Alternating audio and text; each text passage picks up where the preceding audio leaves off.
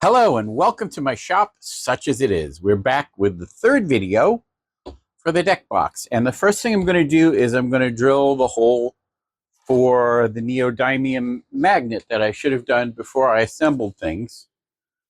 Got my little stack of magnets here. I'm over there. This little stack of magnets. Let's bring you over so you can see what I'm doing here. There we are. Actually, maybe you should be over on this side. Might be a little bit better view over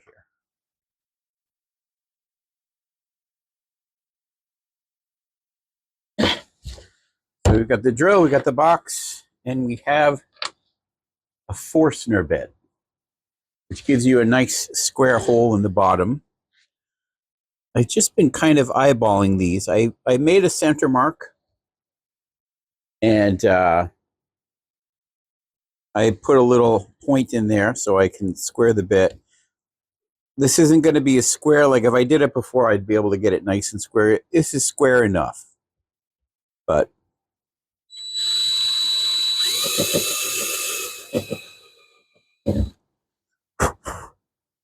you can see we got a little, maybe you can't see, I don't know. There you see it. So I've really just been kind of eyeballing these until they look deep enough. Grab a magnet, set it in there. Yeah, it's maybe a little shallower than I'd like. It's a little bit below the surface, but that'll be fine. So let's get our super glue, our accelerator. We are going to put a drop of glue in the opening and a little spritz of accelerator on the magnet to hold it in place.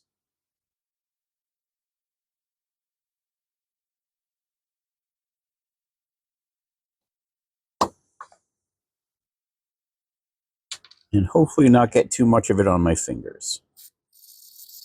Suppose I should do this with gloves so I don't get super glue all over my fingers. There. Give that a second to cure.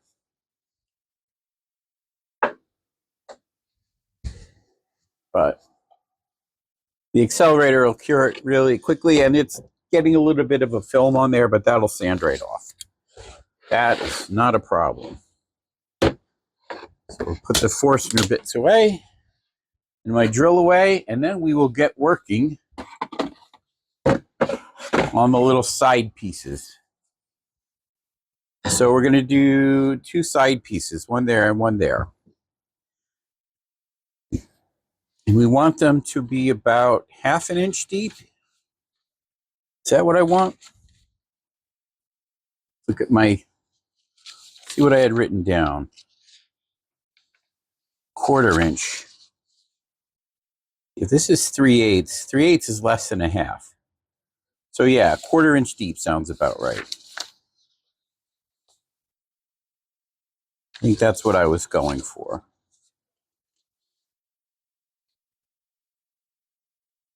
It's my top, it's my front, it's my back, here's my sides, which I've got some of my numbers wrong up here. But yeah, let's go with a 1/4 inch deep.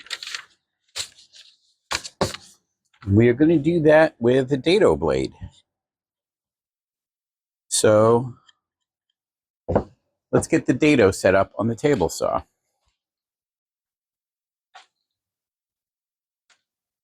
And a dado is really just basically a stack of saw blades that are all packed together to make a super thick cut. Let's bring our light over here. Obviously, we don't need the 0 tolerance anymore. Let's put the push stick away. Lock my wheels down here.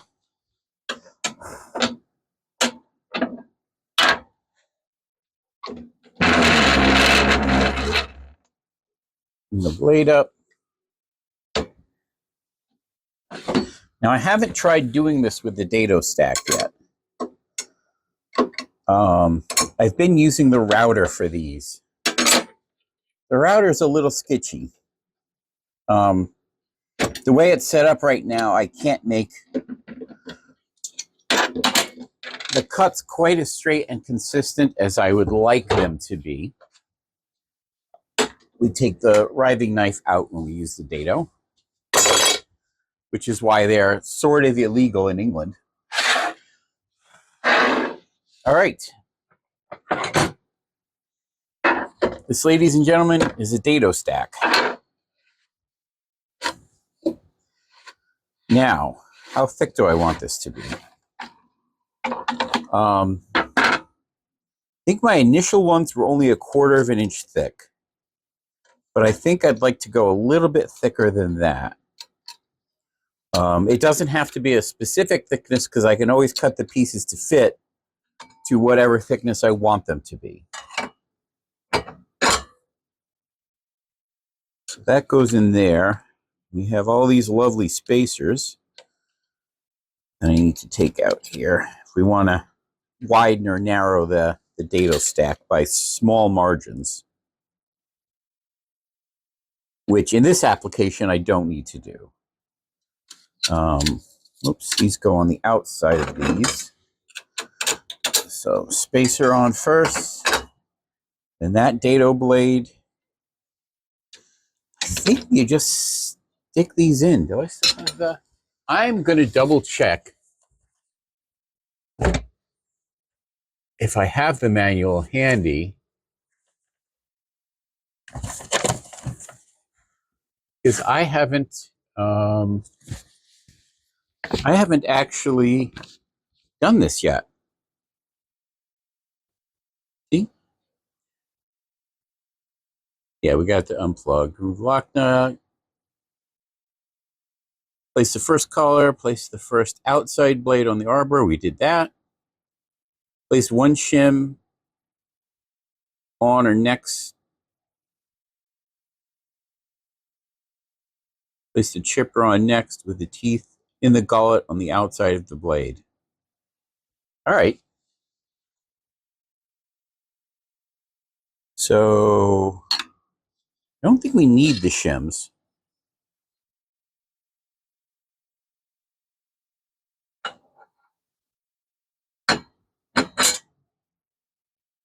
Just put a chipper in here.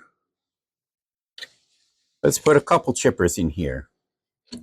Now, all of these chippers should be increasing the cut depth by 1/8 of an inch, or 1/16 of an inch in the case of this one.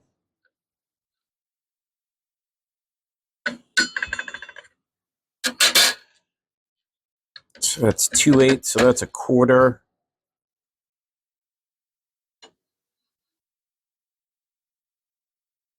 So let's get this one on.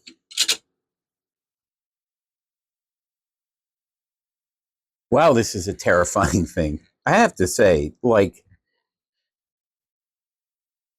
I've never used a dado stack before, buying this one.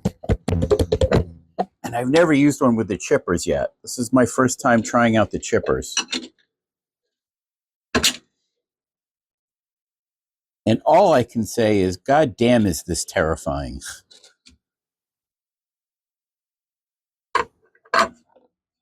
This is a fierce looking piece of equipment. Especially when you understand just how fast these blades are turning. Oh yeah, I don't think I could go much deeper than that anyway. Actually, that...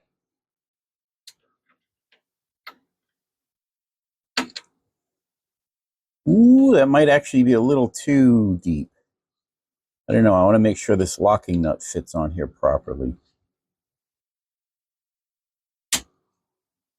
Wow. I think that's just fitting on there.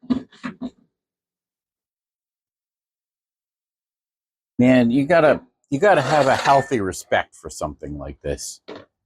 I mean, probably if I've used one a bunch of times, it would be a little less intimidating. Holy shit, is this intimidating. All right. It all seems to be spinning properly. Oh. That is too thick for this plate. I don't think I can run without a plate. So I may have to, this may be my max width. So I'm going to have to take out a couple of chippers. Let's do that. I don't want to run this without a throat plate in there. That just strikes me as being a really bad idea. So let's err on the side of safety.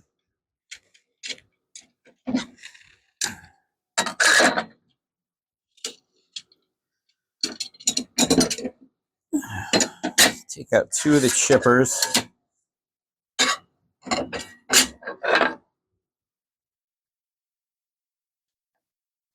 Wow, I think that is just going to fit. Let's try this.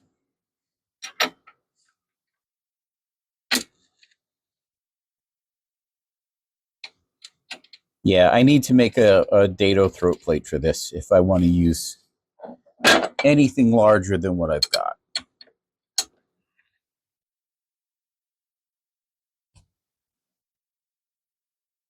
Okay.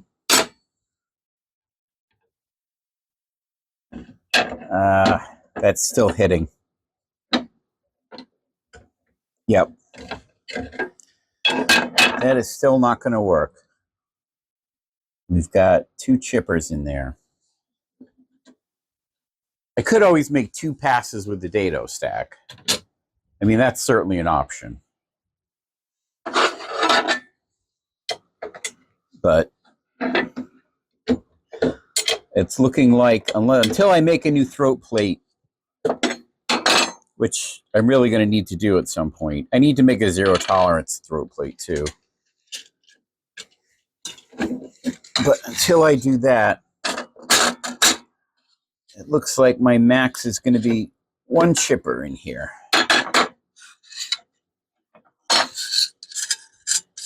So that'll give me a groove of about 1/4 of an inch. Because each blade is, the 2 blades together give me 1/8 of an inch. And then this, each chipper is 1/8 of an inch.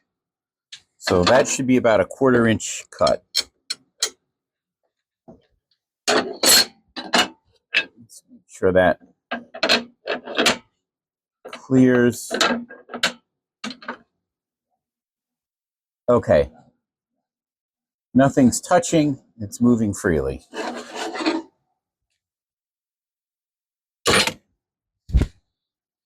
So, lower this down. We want this to be 1/4 of an inch deep. So, we'll get our blocks out again. May as well run the test at the depth that we want. Down, down, down.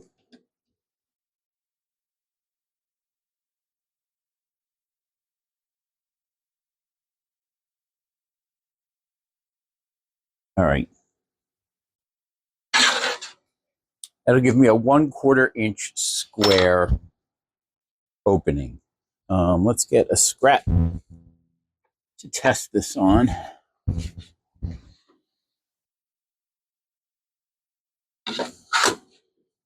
Not a fan of doing it this way, but that's how I'm going to be cutting it on the box. So, all right, you're up.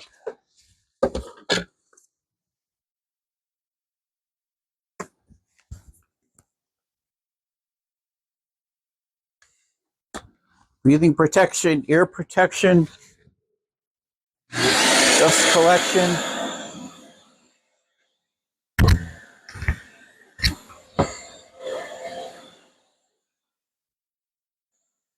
Plug it in.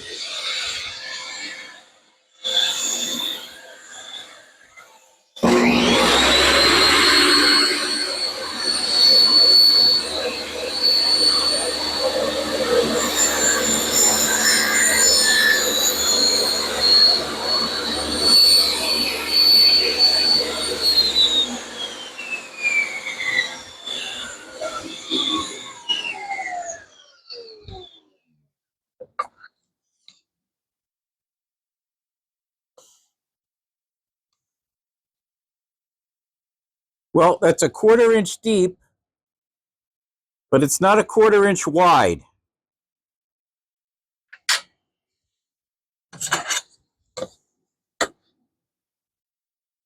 3/8. Oh. No, it's more than a 1/4 inch wide. It's 3/8 of an inch wide. Okay, so each of those is an 1/8.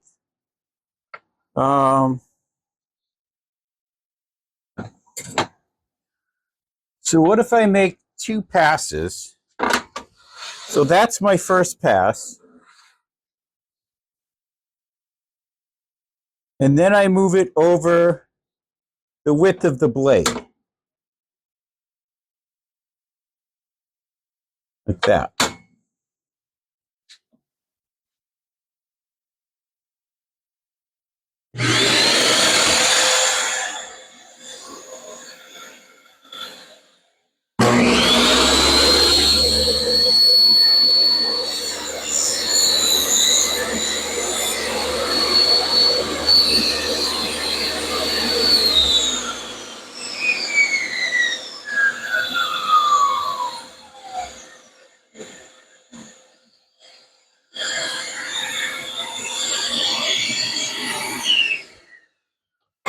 Okay, I'm happy with that.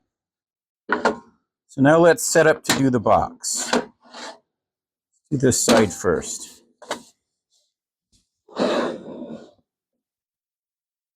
So I'm going to make 1 pass, flip, make a pass, move it over, and then do that again.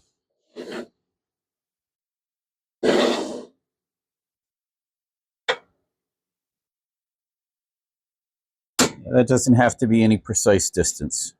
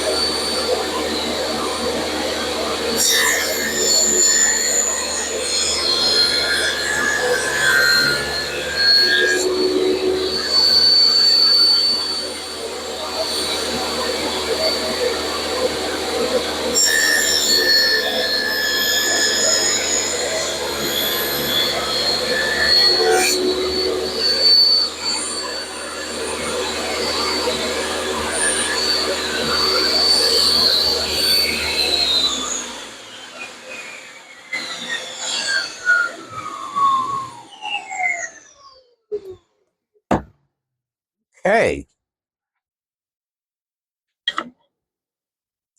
Nice. The surface is a little rough in there, but there's nothing I can't clean up with a little bit of a file or a chisel or some sandpaper. So let us get the terrifying dado stack out of there.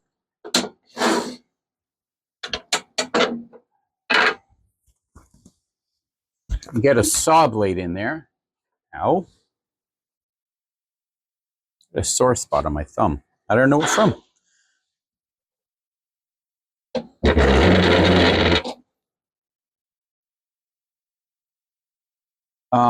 Yeah, I'll definitely have to make a. Where did I put my wrench? I'll definitely have to make a throat insert if I want to be using this to make these, because I need to be able to put the stack in there and do it in one pass, which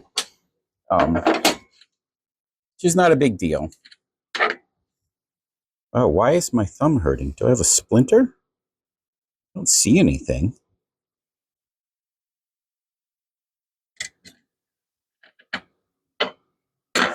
Wow.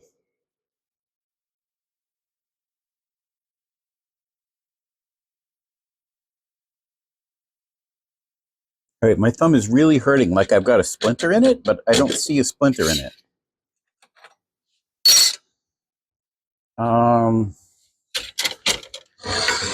These are mostly going to be rip cuts that I'm going to be making, so let's get the rip blade back in there.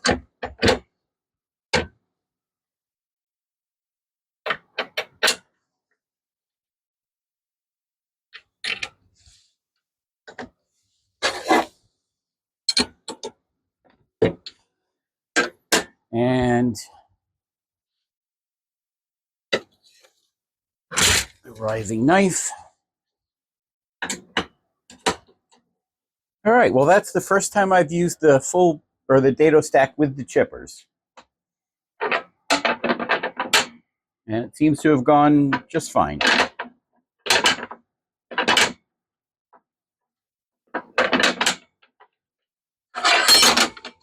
we go.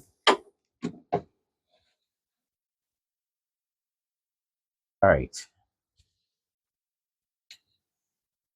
Now, let's get this properly packed up and put away. So we want to put all the chippers back on here. And it lets you kind of go around the clock with them so the teeth aren't contacting each other while they're in there. Because carbide steel is very tough, but it is also very brittle. And that's these little, the teeth on there are carbide. So we'll put that, oh, we want to turn that a little bit so it's sitting flat. I like to put these two spacers between the two blades while it's in storage. Give this blade a bit of a turn.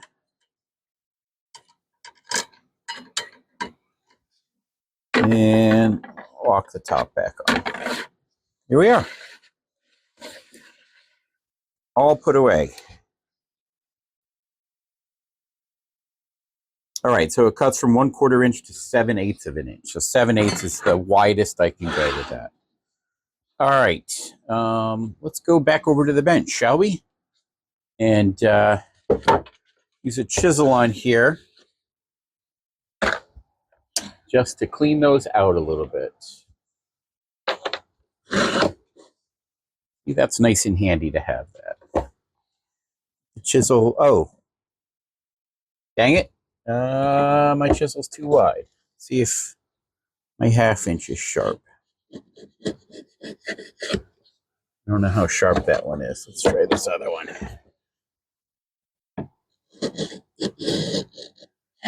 All right, here we go. Just clear a little bit of that out of there.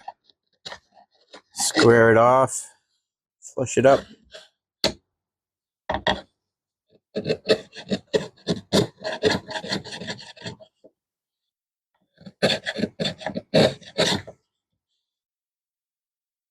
Most important is making sure that the ends are nice and flush.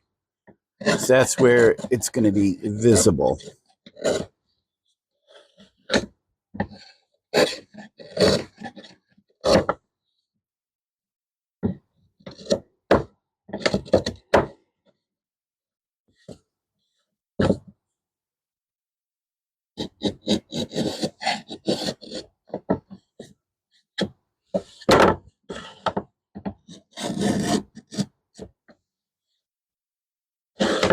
There's a noticeable ridge right down the middle there that I want to take down.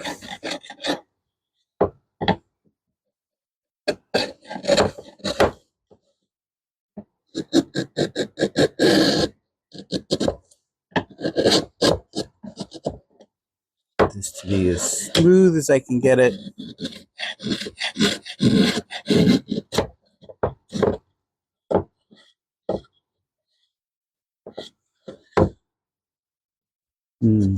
Those ends aren't really as smooth as I would like them to be. Let's see if we can't clean them up a little bit. That's a little bit better. Square that up a little bit. There we go.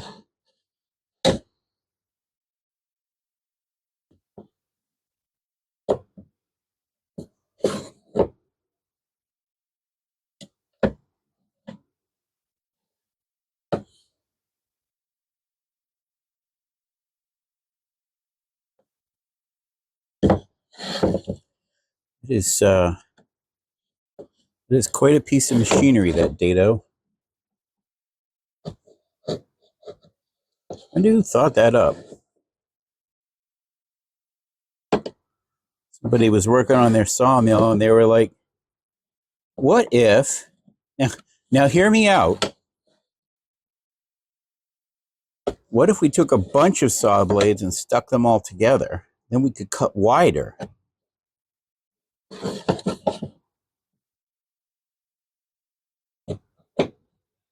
Obviously, somebody thought that was a capital idea. All right, well, we do have two different dimensions here, Burp and Burp, but they're very close. They'll be fine. At least they're nice and straight and even. That's really what's important to me right now. Okay. Now, using our purple heart, we need to cut our strips for that. So, get a clean edge there. So I'm going to rip along here first to clean this edge up.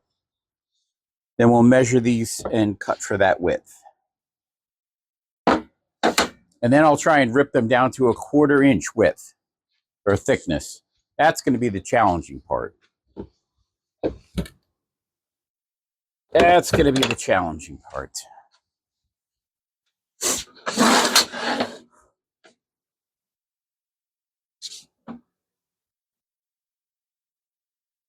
There it is.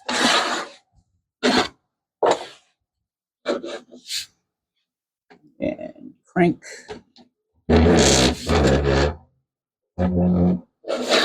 Okay. All right, let's gear up.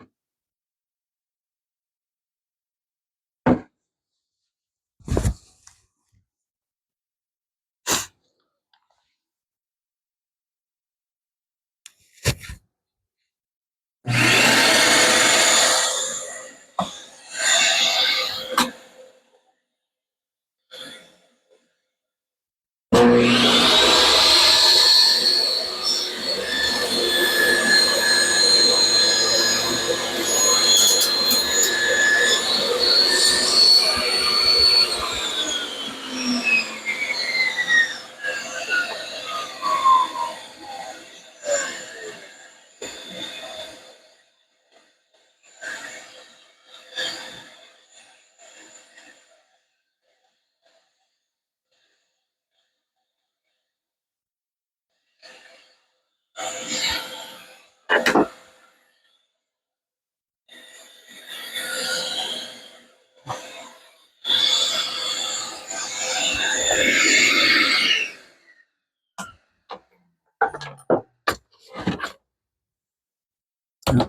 we want to take a quick measurement here. Let's do these top ones first. We've got 0.67.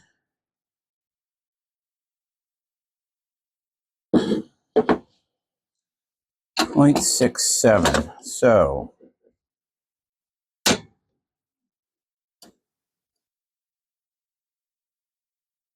it is unplugged.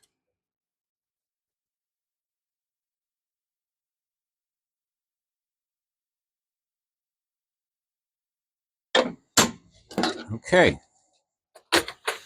It should get us the width that we want.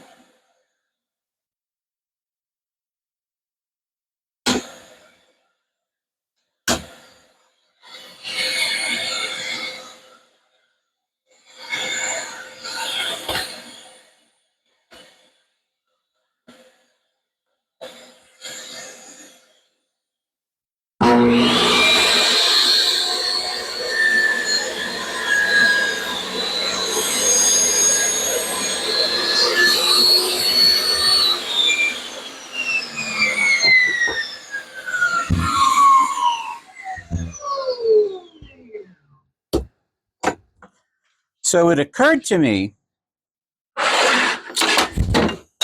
nope.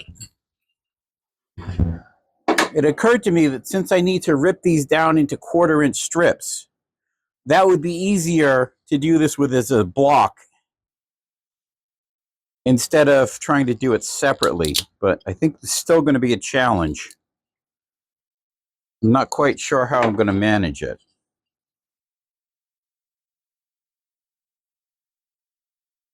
I mean, what I'd like to do is stick it like that and just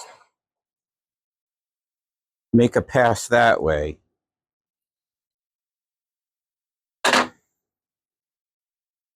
Which I think will be easy enough with this one. Yeah, we're unplugged over there.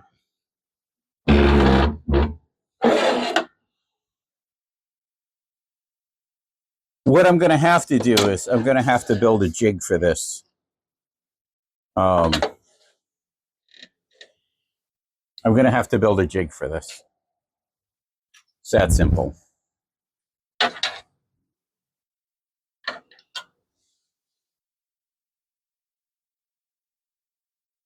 Because this is a sketchy way to... I am not fond of this.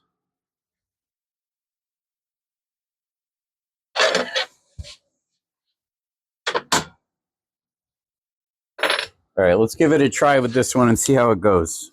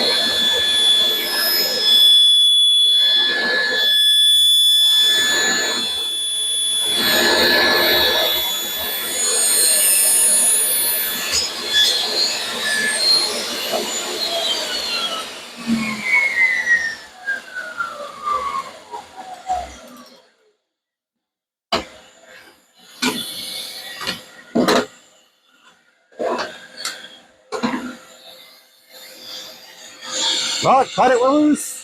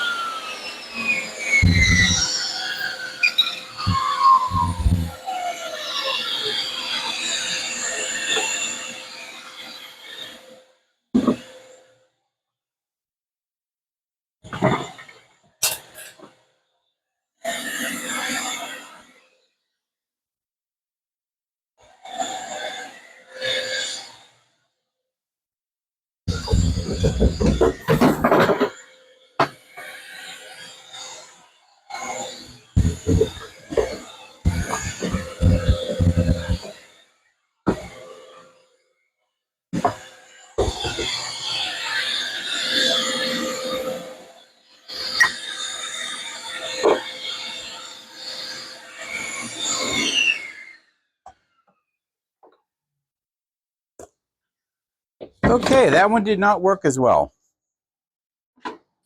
Did it suck it down in?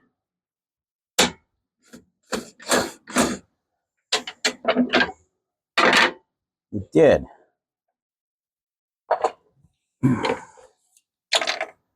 And it shredded it in the process. All right.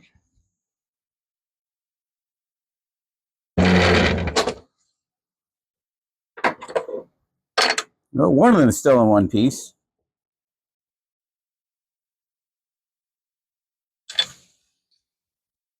One of them is shredded. Here's the third one. All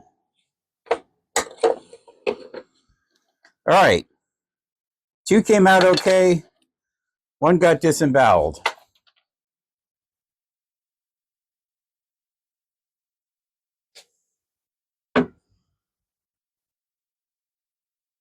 So that did not, that was less than successful. And these are all too narrow anyway. I undercut them. Well, the ones I cut for the lower fit nice in the upper. Fit perfectly in the upper. The ones for the uppers are too narrow for the uppers. Okay, well, how are we going to do this? How are we going to do this? I still have more Purple Heart to work with. I think we need to work with this. So I think what would make more sense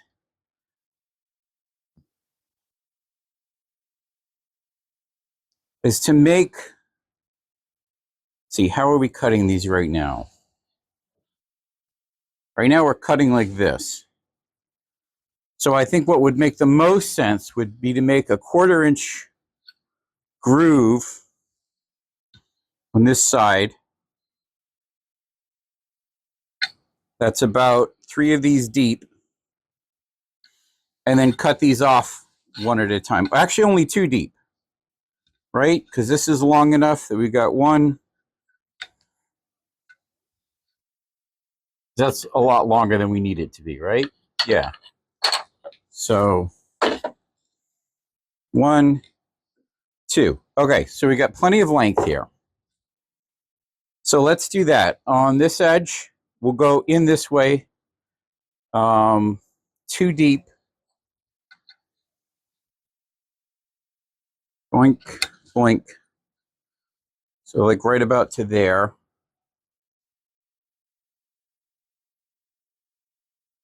There's some extra to play with.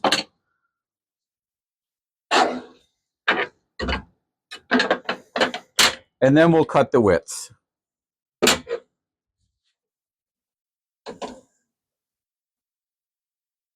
This I probably should do in a couple of passes.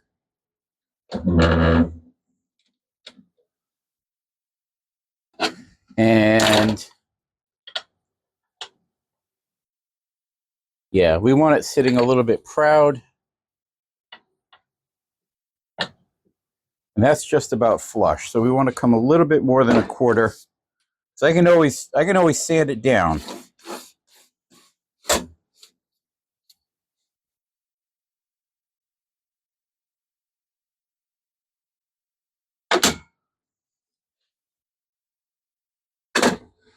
So we'll do that. Gives me a 1/4 inch on whichever face I'm doing. So I'll do 2 or 3 passes like that until we're deep enough. And then we'll make our width cuts. Let's do it that way.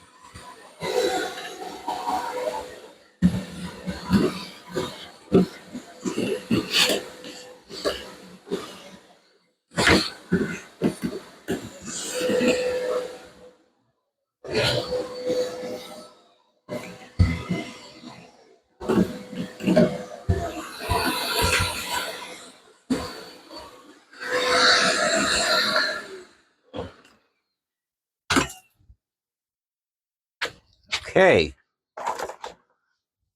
I think we are all done with table saw adventure time for the day. Again, if I want to make these with any kind of rapidity and regularity, I'm going to have to come up with jigs for all of that. Instead of like hand doing them one at a time, measuring each one out, and fucking around with the table saw in really uncomfortable ways, to be quite honest. Come on.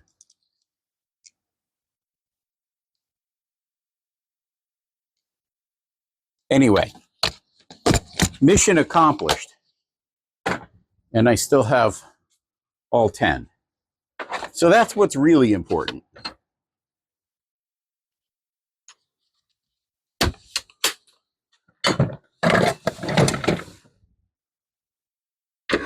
That's really the most important. So we got it done. We got it done right. And we got no injuries in the process.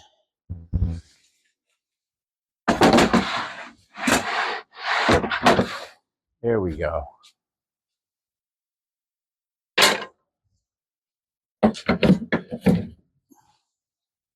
All right, back to the table. Not the table saw, just the plain old table.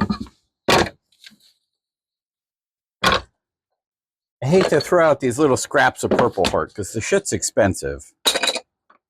And I mean, I'm never going to use it for a big project. It's always going to be decorative pieces like this because that's really about all you can do with Purple Heart. But that one was, one of these fit in here nicely. That one fits pretty nicely. And that just about fits in that one.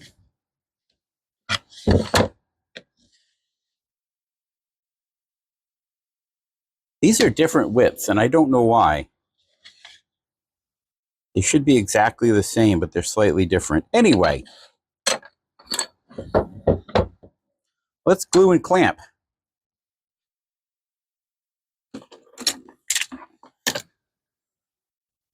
And then call it a day. All right.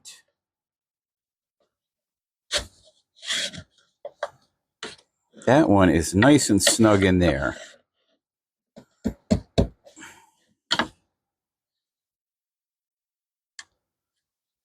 So that's where that one's going.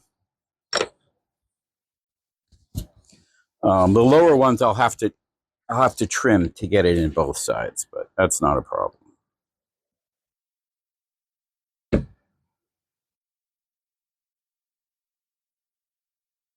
And we're going to go with good old wood glue on this and not super glue.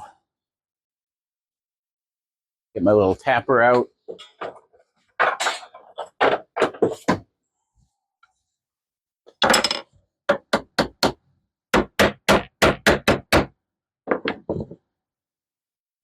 Snug.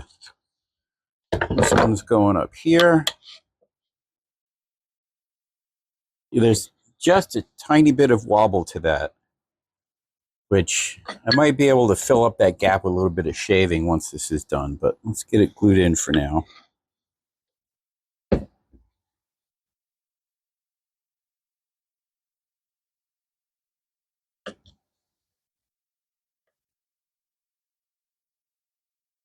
I mean, it might not even show once the glue is set.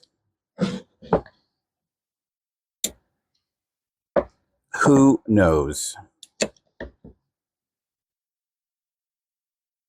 Wait, let me clamp these towards the back. I don't want to put pressure in the center of the box. I don't want to flex that wood if I don't have to.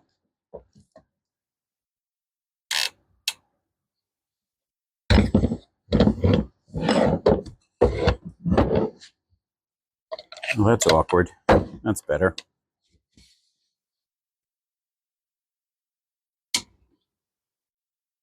No, it slides all the way through that one. You can't see what I'm doing over there. Come on over here. Get you a better view here.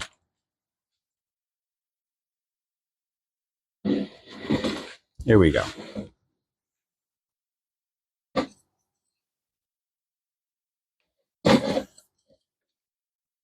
This end of it is snug.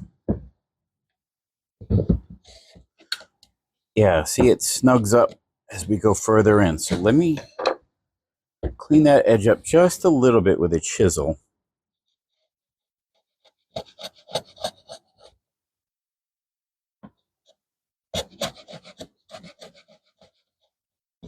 I don't know if that's from the dado blade or if it's from how I cut the inserts. I really can't tell.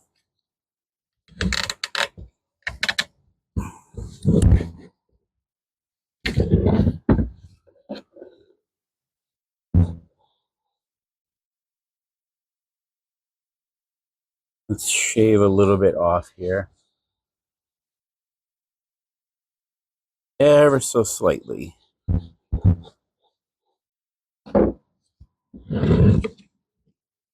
There we go. There we go. That's a fit.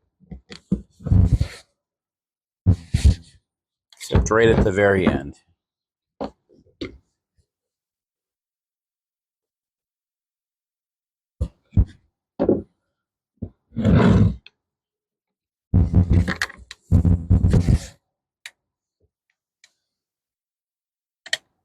Here we go. We just need a couple of taps to seat it.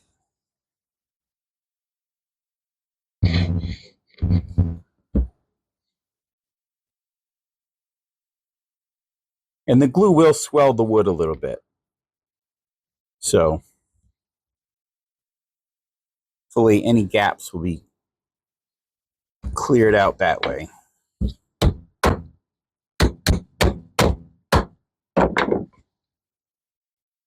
All right. Tin, that's not quite in, but a clamp will take care of that.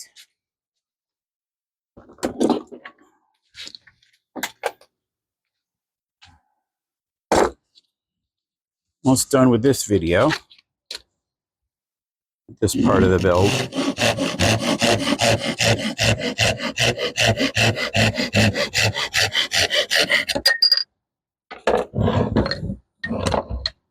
And that just seats nicely in there.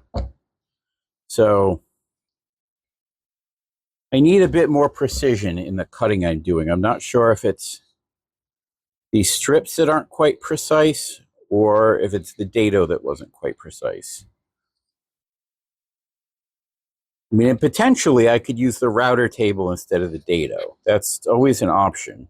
I want to get that working a bit better. Get that table set up a bit better, the router table, so I can make more accurate cuts with it.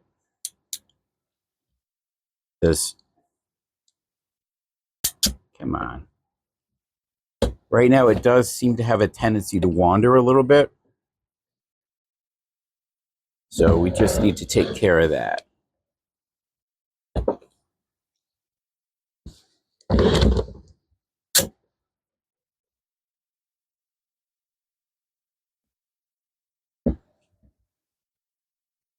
Okay, a little bit of squeeze out there. Now I'm going to do a very light clamp right in the center here. Just enough to bring everything together. There we go. Why did you fall off?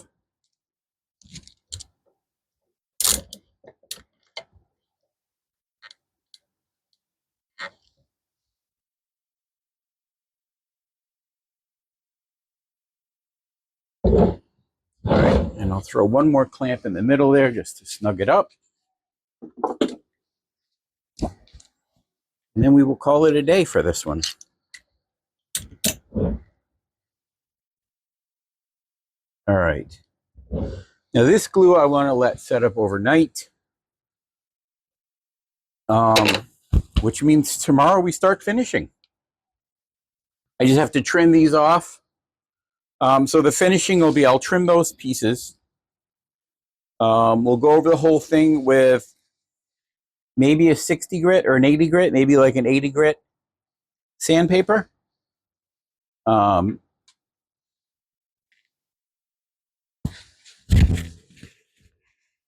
Get out of my way. So tomorrow we'll start the finishing. And we still got the light behind me making it glare. So I think I'm going to go over the whole thing with like an 80 grit just to bring it smooth. And then we'll walk up through the grits until 240 or 320, something like that. And then I probably will do the inside with like a Danish oil, just a light coat, just to seal it up a little bit. And then a lacquer finish on the outside. So we'll see you in the next video, whatever that one comes out.